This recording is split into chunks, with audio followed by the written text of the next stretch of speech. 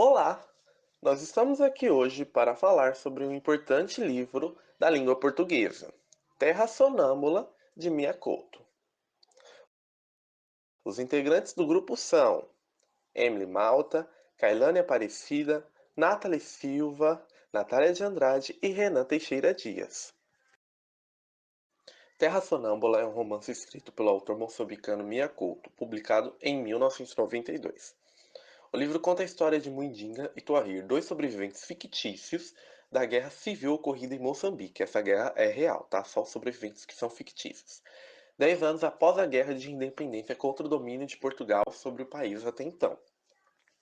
A obra utiliza um recurso onírico, com sonhos se misturando com a realidade, expondo o leitor à devastação da guerra e às heranças coloniais que atormentaram Moçambique no pós-independência de uma forma metafórica. O que isso quer dizer? O autor ele consegue expor o leitor aos eventos que aconteceram ali de uma forma fantasiosa, assim não chocando tanto quem está lendo. Né? Ele passa tudo o que está acontecendo de uma forma, vamos dizer assim, leve. Né? Além disso, o livro conta com traços de realismo mágico e da arte narrativa tradicional africana, buscando mostrar interposições de sonhos e trazendo uma narrativa poética e única. Grande parte da obra, o escritor narra os acontecimentos e as aventuras de Muidinga e Tuahir. Isso tudo a paralelo à história de Kinzo, que é outro personagem fundamental para a história. O enredo não é linear, ou seja, momentos da história são intercalados entre esses personagens.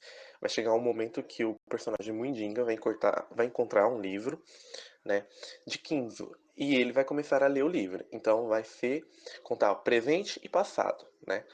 Que é a história de Mundinga e Kinzo do passado. Ficha técnica do livro. O autor é Mia Couto, um premiado escritor moçambicano que sempre buscou retratar em suas obras o povo africano. O livro Terra Sonâmbula foi publicado originalmente no ano de 1992. Ele é dividido em 11 capítulos, contando com 208 páginas ao todo. O livro Terra Sonâmbula se passa durante os conflitos humanitários da Guerra Civil em Moçambique, onde um garoto de porte miúdo chamado Muidinga, que sofre com a perda de memória, começa a procurar pelos seus pais ao lado de Tuahir, um nobre senhor descrito como muito sábio, que resgatou o menino e tenta resgatar a história de Muidinga, ao mesmo tempo que o ensina sobre o mundo. E durante o percurso trilhado pelos dois, os personagens encontram um ônibus que havia sido queimado recentemente, que apesar de assustador viria a se tornar um abrigo temporário. Dentro do veículo havia um cadáver e ao seu lado um diário, descrito como Caderno de Kindizu, onde o garoto Kindizu conta com detalhes da sua vida, sobre sua família e de sua trajetória de sobrevivência. Assim, a história é contada através de dois momentos, passado e presente, se intercalando. E o garoto Kindizu conta sobre seu pai, um pescador que sofria de sonambulismo e que abusava do álcool. O pai, em determinado momento, falece e passa a atormentar os pensamentos do menino. Além disso, Kindizu descreve os problemas de falta de recursos de que sua família enfrenta durante a crise que atingiu o país, a morte de seu pai, a relação carnal que tem com Farida e o início da guerra. Estrutura da obra. Terra Sonâmbula está dividida em 11 capítulos, como já foi dito, sendo eles: o primeiro capítulo, A Estrada Morta, que inclui o primeiro caderno de Kinzu, o tempo em que o mundo tinha a nossa idade. O segundo capítulo, As Estrelas do Sonho, que inclui o segundo caderno de Kinzu, Uma Cova no Teto do Mundo. Terceiro capítulo, O Amargo Gosto de Maquela, que inclui o terceiro caderno de Kindizu, Mate, a Terra da Água. Quarto capítulo, a lição de Siqueleto, que inclui o quarto caderno de Kindizu, A Filha do Céu. O quinto capítulo, o Fazedor de Rios, que inclui o quinto caderno de Kindizu, Juras, Promessas, Enganos. O sexto capítulo, As Idosas Profanadoras, que inclui o sexto caderno de Kindizu, O Regresso a Mate. O sétimo capítulo, Moço Sonhando Mulheres, que inclui o sétimo caderno de Kindizu, Um Guia Embriagado. Oitavo capítulo, O Suspiro dos Comboios, que inclui o oitavo caderno de Kindizu, Lembranças de Quintino. Nono capítulo, Miragens da Solidão, que inclui o nono caderno de Kindizu. Apresentação de Virgínia. 10º capítulo, A Doença do Pântano, que inclui o 10º caderno de Kindizu, No Campo da Morte. E o último, 11º capítulo, Ondas Escrevendo Histórias, que inclui o último caderno de Kindizu, As Páginas da Terra. E os principais personagens da obra são Muidinga, personagem principal da história que perdeu a memória, Tuahir, velho sábio responsável por guiar Muidinga, Kindizu, menino que escreveu o diário contando sua trajetória, Taimon, pai de Kindizu, descrito como sonâmbulo sonhador, Junhito, irmão desaparecido de Kindizu, Farida, mulher com quem Kindizu tem uma relação, Tia Euzinha, tia de Farida, Gaspar, filho desaparecido de Farida, feito através de um abuso de seu pai adotivo, Romão. Estevão Jonas, administrador e marido de Carolinda. Carolinda, mulher do administrador que dorme com Kindizu.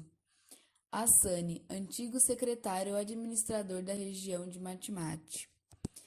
Quintino, guia de Kindizu.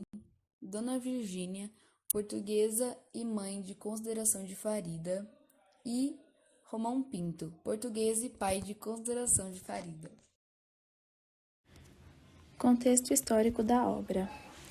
O intuito de Terra Sonâmbula é denunciar a devastação da Guerra Sangrenta que durou de 1976 a 1992, cerca de 16 anos, e deixou milhões de mortos. A partir de 1960, com a nova política colonial portuguesa, as mudanças políticas e a crise do regime de Salazar, surgiram várias reformas políticas e econômicas nas colônias, como foi o caso de Moçambique, a nova forma de colonialismo português introduziu meios que impediam completamente o desenvolvimento da população negra, seja ela pertencente à burguesia, agricultura ou comércio. Nessa década, diversas manifestações contra o domínio colonial foram feitas no país através da literatura, arte e greves de trabalhadores. Essas manifestações tomaram proporções maiores e mais radicais com o desenvolvimento dos movimentos nacionalistas armados, Frelimo, Frente de Libertação de Moçambique. Pelos anos 80, a Guerra Civil sofreu uma escalada e o conflito tornou-se excepcionalmente brutal. Os sistemas de saúde e educativo entraram em colapso e em muitas regiões a produção agrícola pura simplesmente desapareceu. A grande seca de meados da década provocou uma terrível fome. Por 1990, tinha morrido cerca de 1 milhão de pessoas. Cerca de 1,5 milhão de pessoas tinham abandonado os campos de produção e entre 4 e 5 milhões tinham deixado o país. Nesse ano de 1990, alguns fatores de ordem externa influenciam o decurso dos acontecimentos. A política sul-africana mudou radicalmente e o bloco soviético, principal apoiante de Frelimo, desagradou-se. Perante esse novo quadro, Renamo e Frelimo tentam buscar negociações de paz. Em 1992, assinaram um tratado de paz que punha formalmente termo à guerra. Estabelecia-se um prazo para a desmobilização das tropas e planos para eleições multipartidárias sob a supervisão das Nações Unidas. A Força de Paz da ONU foi colocada no terreno e, com a ajuda internacional, pôs-se em marcha um programa de repatriação e reestabelecimento dos refugiados. Assim, a obra ilustra o último período dessa guerra civil, pois o livro foi publicado pela primeira vez no ano em que foi assinado o Acordo Geral de Paz entre dois grupos.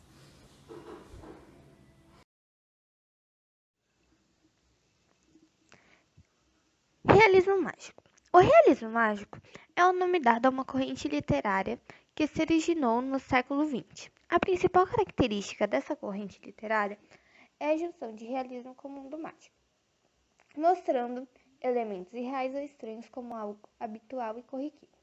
Esse termo é usado para definir o realismo fantástico, presente em diversas obras da América Latina. Alguns autores defendem que a necessidade de utilizar-se um termo exclusivo do continente africano, pois os valores de morte, sofrimento e vida variam. Por isso foi pensado em um termo realismo animista. O realismo animista trata-se de uma proposta de gênero literário dita como específica para literaturas africanas, frente aos conceitos de realismo fantástico, realismo mágico e realismo maravilhoso. Porém, como nós não conseguimos encontrar muitas informações sobre esse tipo de realismo, iremos explicar sobre o realismo mágico, que acreditamos que também se encaixa em uma forma na qual o livro foi escrito. Principais características do realismo mágico: enredos marcados pela presença de elementos sobrenaturais, tempo da narrativa não linear, em que passado, presente e futuro tendem a se misturar-se, elementos da realidade lógica convivem com elementos mágicos, linguagem mais subjetiva, com a presença de metáforas, presença de alegorias, presença de alguma crítica político-social velada. Contexto histórico. O realismo mágico se desenvolveu fortemente nas décadas de 1960 e 1980.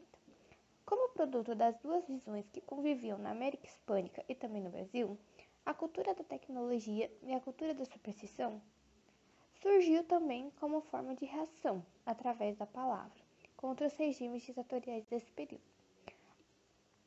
A fase mais expressiva desse estilo literário, por volta dos anos 1940, com Jorge Luiz Borges, Alejo Carpentier e Arturo Uslar Pietri.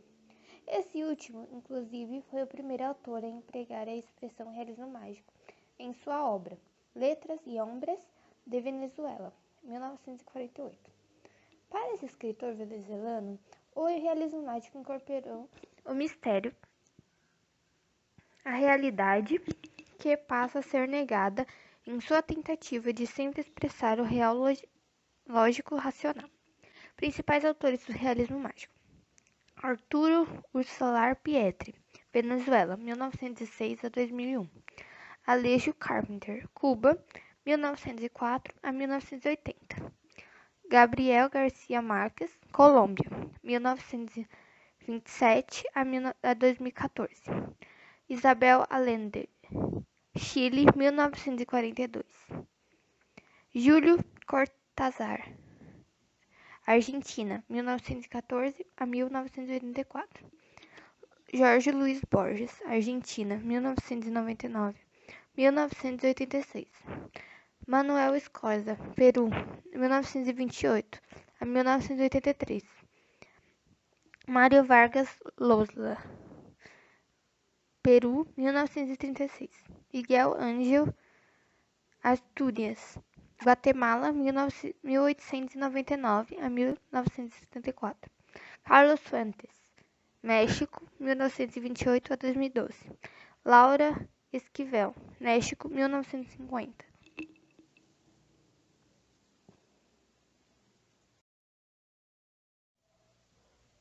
Mia Couto é um importante escritor, poeta e jornalista moçambicano.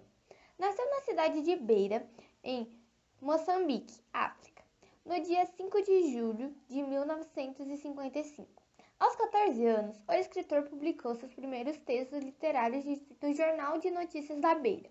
Desse modo, iniciou seu processo de escrita literária por meio da poesia, em 1972.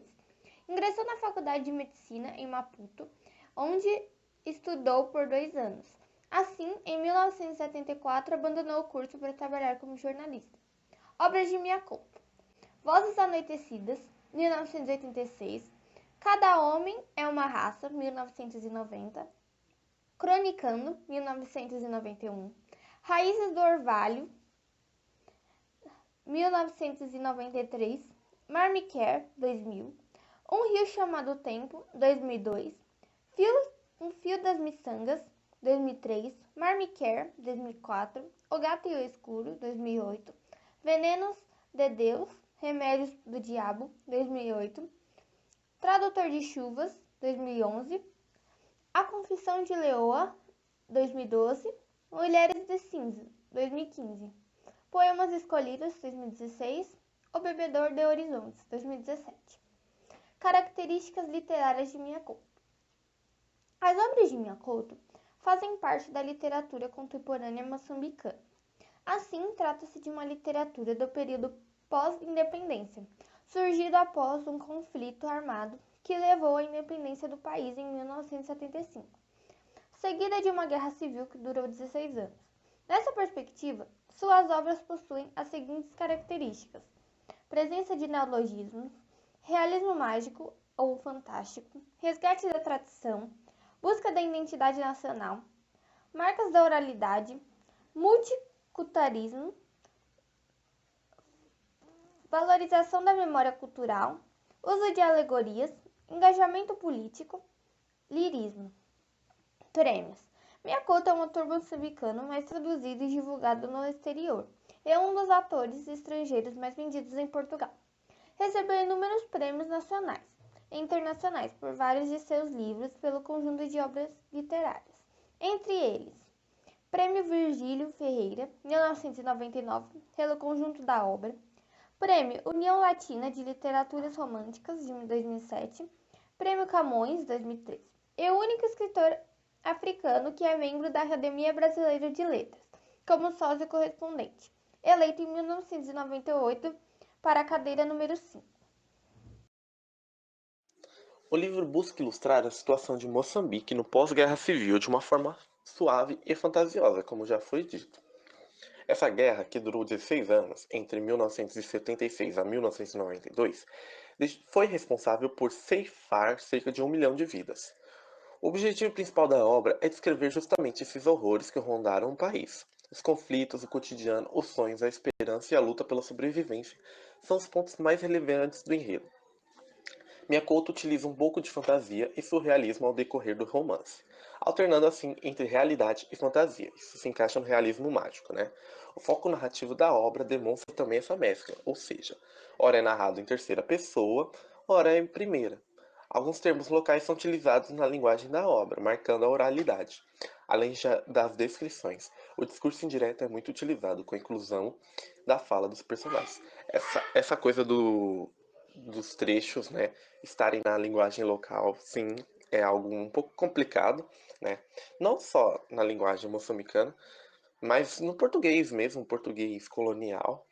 É um português que nós brasileiros desconhecemos um pouco, algumas palavras difíceis, né? Que lendo ali deu uma certa dificuldade de entendimento, mas nada que pesquisar no Google, abrir um dicionário não resolva. Em nossa opinião, opinião do grupo. Na nossa opinião, o livro consegue transportar o leitor àquele momento de sofrimento dos personagens. Foram terríveis os momentos vividos pelo povo moçambicano, que sofre por causa de diversos fatores. Algumas palavras podem ser um pouco difíceis de se entender, devido ao português na qual a obra foi escrita não ser o português do Brasil, foi o que eu disse, né? Um dialeto um pouco mais colonial, mas nada que afete o entendimento da obra. Por fim, a obra trabalha valores de união, esperança e respeito, sendo muito bom para fazer o leitor refletir sobre o mundo no qual nossa sociedade vive e se desenvolve. O filme, produzido em 2007 pela estreante Teresa Prata, é uma coprodução de Moçambique e Portugal, sendo baseado no livro Terra Sonâmbula, escrito pelo moçambicano Mia Couto. Ele possui 1 hora e 35 minutos, se encaixando no gênero de drama. Sinopse: em meio à devastadora guerra civil de Moçambique, Mundinga, refugiado, órfão, vaga pelo campo em busca de sua mãe. Seu único companheiro é um velho contador de histórias, e o único guia para encontrar sua mãe é o diário de um homem morto. E essas são as referências. Obrigada pela atenção.